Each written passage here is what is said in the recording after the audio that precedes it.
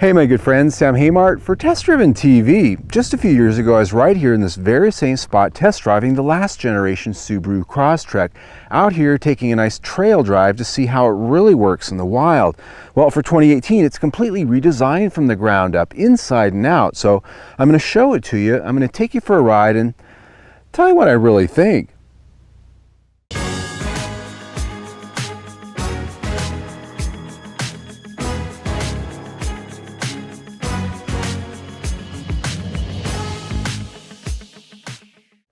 As we get to styling, one of the things Subaru does very much like other brands like Audi, BMW, their styling changes from one generation to the next are very subtle, very evolutionary. In fact, especially in this color black, you'd hardly tell the difference looking at it from this angle from the last generation, and that's because a lot of the changes are in the details, in that black plastic cladding around the fenders and in the front fascia. And even though this is slightly larger in every dimension, it pretty much looks in silhouette just like the last generation Crosstrek. Up front you'll see that the grille and the headlight design, very familiar if you're into Subarus, although it is completely different. Because we're on the Limited here, we've got the top of the line LED headlights. These are adjustable at night, they turn with you at night, a very cool feature, and I found that they work quite well. Fog lights down in the lower fascia on this one. Also on the Limited, we've got 18-inch alloy wheels. These are the largest wheels you can get on the Crosstrek. And like some of the other changes that have become maybe a little bit more subtle in their look, so have the wheels. Not as masculine a design, I think, as the last generation. They're still very sexy, very cool looking, but just not quite as chunky and off-roady looking, I think.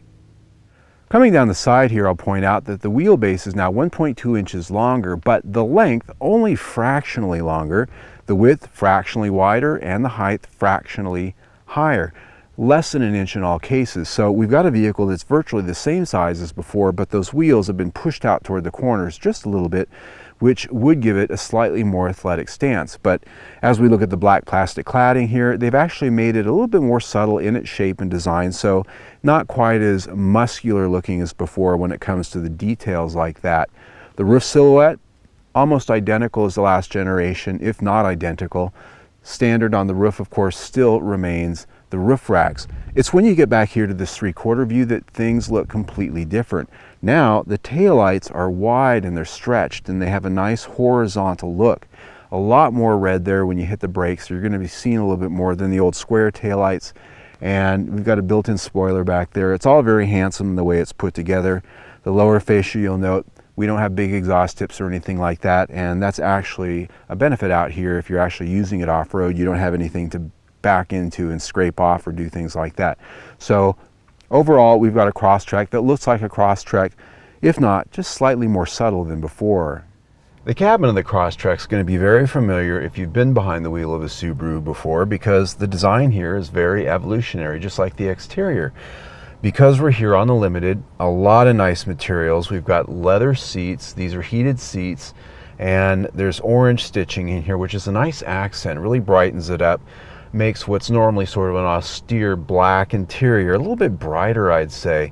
And they've really created a nice palette of materials. There's a nice aluminum look to the trim. On these door panels here, there's also a nice shiny carbon fiber look trim that's very, very convincing. It's a nice handsome look, and it does definitely look premium. These seats are pretty comfortable, though there isn't a lot of side bolstering, and they are pretty stiff, which normally in a lot of cars tends to be a problem, but for some reason here on long drives I found that their firmness tended to be not such a terrible thing. The steering wheel, leather wrapped here, it is tilt and telescoping. The instrument cluster is a traditional 2-dial layout with a TFT center screen that's fully colored. A lot of information there that you can customize, put different things there, your fuel economy, whatever it is that you want to choose. And just above the infotainment center screen is another screen up on the top that allows you to also customize that with a lot of different information sets. It can be duplicative of what's on your instrument cluster, but you can put some other things like additional gauges, off-road metrics, as well as fuel economy. So there's a lot of different ways to get information here with all three of these screens. The center console's got a lot of storage area, a nice big cubby right up here for your phone. A little difficult to get in and out because the gear shift is there, but when you're driving, probably not such a big deal. cup holders right down here in the center toward the back, so you could have tall cups. Always a nice thing, that not going to interfere with your shifter or using the other buttons here. Storage down here in this particular area, not quite as large, not a lot of space, maybe room for one water bottle, a few other things. Not as large as you might expect in an SUV, but the reality is we're not in one. This is a car. It's just hard to believe when you look at it from the outside that this is still considered a car. In spite of the fact that this starts out as a car and was really just sort of raised up to become a compact SUV, the seating position back here is still pretty comfortable. A lot of cars, especially compact cars in this class, you find yourself sitting down in a hole with your knees perched way up. I've got a reasonably high seating position, which I'm pretty happy with. Legroom, pretty good. I've got plenty of knee space here. These seats about halfway forward, halfway back. In fact, I could put them up a little bit for my height, which is about 5'9". I've got plenty of headroom here, even though we do have a sunroof. These seats are pretty firm, as I pointed out, sitting up front, so for long drives, for some people, might not be the most comfortable. As far as amenities go, there aren't a lot of things back here, especially given we're in a compact SUV. There are no HVAC vents, no charging ports, no USB ports. What there is a fold-down armrest here, and as you'd expect, these seats do fold down in a 60-40 split, and when they're down, you've got a pretty flat load floor back there. 55 cubic feet, so says the EPA, when everything's down and you've got all the space. Under that load floor, you've got a spare tire. Very important, I always say, because if you're in an SUV, especially something adventurous like this, you're going to find yourself somewhere one of these days with a cut open tire, and that inflator kit not going to help you, so always a good thing. Overall, when it comes to rating this interior, I think the materials are a high point. I like the finishes in here, always good on the high end, but even for the base model, the base materials are very good. Comfort, for the most part, pretty good, though these seats are pretty firm. And the storage, really the only other thing that could be improved slightly with that center console, given that we're in the SUV class. This interior gets 4 out of 5 stars. When it comes to looking at the infotainment system, what we've got here is the top of the line, because we're in the Limited, a full touchscreen display, and it's very simple to look at, but they've kept some hard controls right there on the front, like the volume and the tuning knob, as well as some fast pick buttons that would get you right to the menus you'd otherwise have to page to get to. I like that the home screen has the basic picks right on it, so you can get right where you're going to go, and it stays there when you turn the car off, and then when you come back, it's right where you left it. I'm a person that likes to have my presets for the radio always there when I get in and out of the car, so I don't have to go and fumble for them, because that's usually what I use this for. It is a radio after all, but if you're into the nav, it's going to have that as well. One thing I'll point out about this nav map is it lights up with a white background. At nighttime, it doesn't go to a black with a white. Instead, you get sort of a medium grade with a gray, and the contrast, very difficult to see both during the daytime and at night if you like to have that reverse contrast. I was not able to find a way to change that, and the problem is at nighttime, even on the dim setting, it can be very bright, and it's like having a phone in your face when you're driving and it's very dark. So that is one thing. The other thing I'd point out is the glare you can see there on the screen in the sunlight when you're driving around during the daytime. It's really hard to sometimes see the screen depending on the situation with the lighting. Outside of that, there's a lot of feature content here. Apple CarPlay, Android Auto, this has Bluetooth. This also has NFC, near field communications, so it's another way to connect up with your phone and get some direct communication between the devices. We've also got Harman Kardon audio here, which sounds very good. Overall though, this is a very nice system, only with a few things that could be improved. It gets 4 out of 5 stars.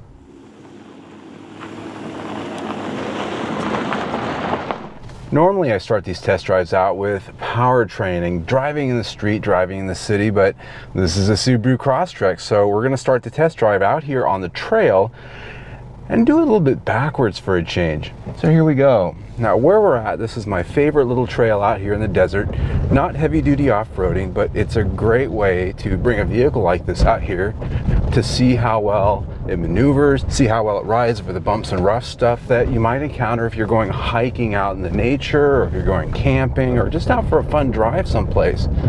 And so this sort of really takes advantage of the 8.7 inches of ground clearance that this has, which is class leading. It also takes advantage of the stiffer body structure that this has for 2018, some 70% stiffer. And what I'm finding already is that the suspension is pretty compliant.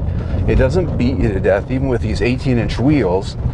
It seems to handle some of these bumps and ruts with pretty good aplomb, and going over the bumps, going over some of these undulations, it soaks those bumps up pretty good. Now I am getting a little bit of rattle in the suspension and through the steering on some of these bumps, and on deep ravines I can actually scrape that front fascia because the approach angle on this obviously isn't set up such that it's really severe, so that's something you do have to watch out for. But the real test for any vehicle and how well it's put together and how well this chassis is tuned is the desert washboard road. And that's because even though it's not really off-roading, this rib surface can really show how well bolted together a vehicle is and how tight it is, how well tuned the suspension is. And already what I'm finding out, wow, this thing's got a lot of rattle in the suspension. Yeah, this has a lot of rattling in the suspension. You can really feel it. I can feel it in the steering wheel. You can probably hear that. Do you hear that? That's the front suspension rattling. That's the struts and the bushings not tight. They're rattling and shuddering. And as I go through here, I can feel that in the steering wheel. And the ride does get a little bit harsher out here. That does go to the fact that we've got 18-inch wheels, a little bit larger than on the base trims. Handling out here, however, not too bad. It does have stability control, so gosh, that's noisy.